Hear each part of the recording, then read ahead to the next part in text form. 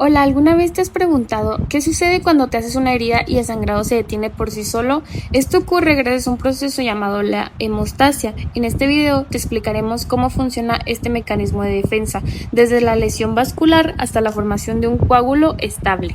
La hemostasia es el proceso mediante el cual el organismo detiene una hemorragia tras una lesión vascular. Cuando un vaso sanguíneo se rompe, se expone el colágeno subendotelial, una estructura que normalmente no está en contacto con la sangre. Las plaquetas reconocen esta lesión y se adhieren al colágeno gracias al factor de von Willebrand. Una vez adheridas, las plaquetas se activan, cambian de forma y liberan sustancias como ADP y tromboxano A2, que atraen más plaquetas y favorecen la vasoconstricción. Como resultado, se forma un tapón plaquetario primario que disminuye la pérdida de sangre, aunque todavía es inestable y necesita ser reforzado mediante la cascada de coagulación.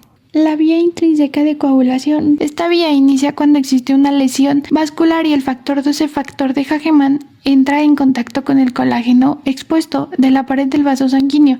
Al activarse, el factor 12 activa el factor 11 y posteriormente el factor 11 activa el factor 9. El factor 9 activado se une al factor 8 activado, junto con calcio y fosfolípidos plaquetarios, formando el llamado complejo tenaza intrínseco. Este complejo es muy importante porque tiene la capacidad de activar el factor 10, que representa el punto de unión con la vía común de coagulación. Una vez activado, el factor 10 continúa la cascada que culmina con la formación de trombina y posteriormente de fibrina, proteína que forma la red estable del coágulo. La vía extrínseca de la coagulación, considerada la vía más rápida para iniciar este proceso. Las células lesionadas liberan una proteína llamada factor tisular, también conocido como factor 3. Este factor normalmente no está en contacto con la sangre, ya que se encuentra dentro de las células de los tejidos. Sin embargo, cuando hay una lesión queda expuesto y actúa como una señal de alarma que indica al organismo que debe comenzar la coagulación. El factor tisular se une al factor 7,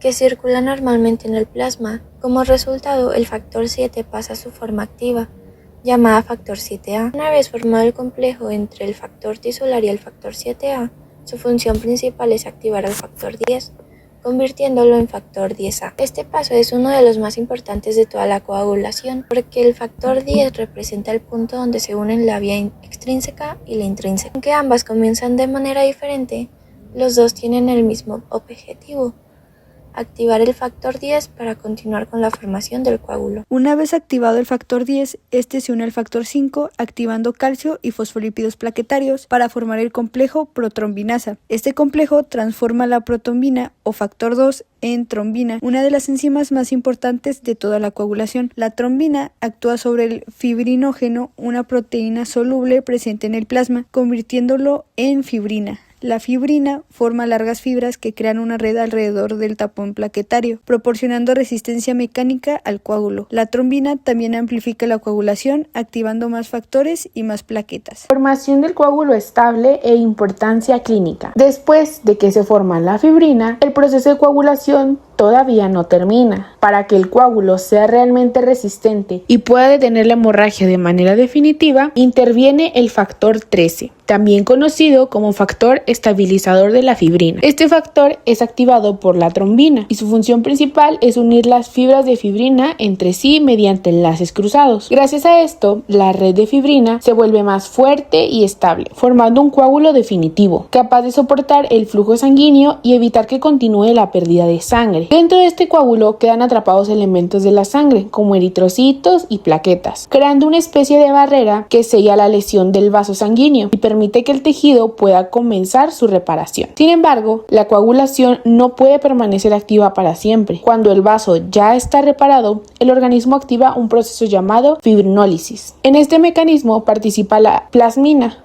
una enzima encargada de degenerar la fibrina y eliminar poco a poco el coágulo, que ya no es necesario. Desde el punto de vista clínico, cualquier alteración en este equilibrio puede causar problemas. Si la coagulación es insuficiente, pueden aparecer hemorragias, como ocurre en la enfermedad como la hemofilia o la enfermedad de von Willebrand. Por otro lado, si la coagulación es excesiva, pueden formarse trombos que obstruyen los vasos sanguíneos y pueden provocar complicaciones graves. En conclusión, La formación del coágulo estable es la última etapa de la hemostasis y permite que el organismo controle una lesión vascular, manteniendo un equilibrio entre evitar el sangrado y prevenir la formación excesiva de coágulos.